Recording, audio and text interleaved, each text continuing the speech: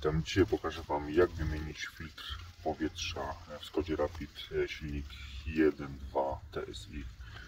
Będziemy potrzebować oczywiście filtra, wkrętaka z Torxem T20. Zaraz pokażę, które wkręty trzeba wykręcić. Przy pomocy wkrętaka Torx T20 wykręcamy wkręty. Raz, dwa, 3, 4, 5, 6 w 6 miejscach. Żeby odkręcić te wkręty, dobrze tą gumę odsunąć. Zaleca się, aby odkręcić wkręt w tym miejscu i w tym miejscu z tyłu.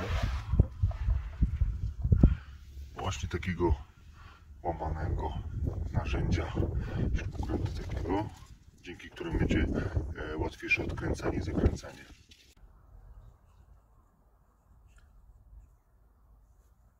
Następną czynnością jest zdjęcie pokrywy.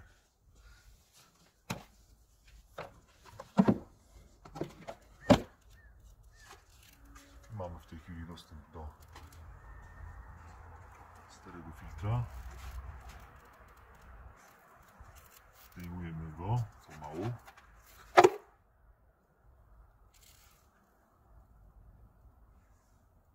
Jak wygląda? Zakładamy nowy, przygotowany.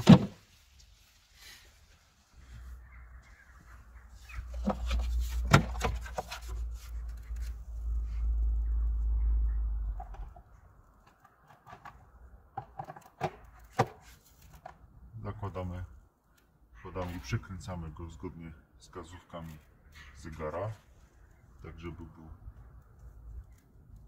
na sztywno założony.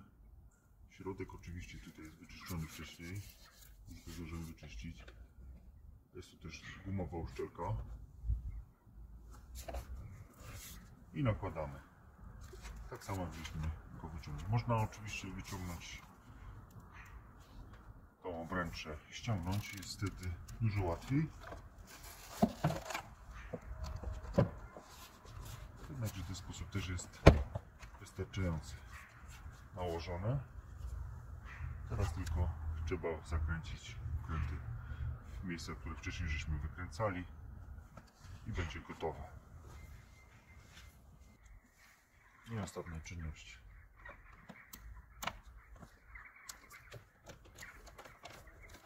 Zakręcenie.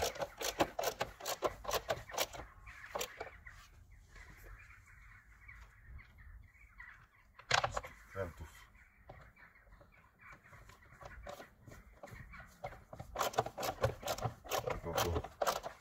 W miarę łatwy sposób wymieniamy filtr powietrza.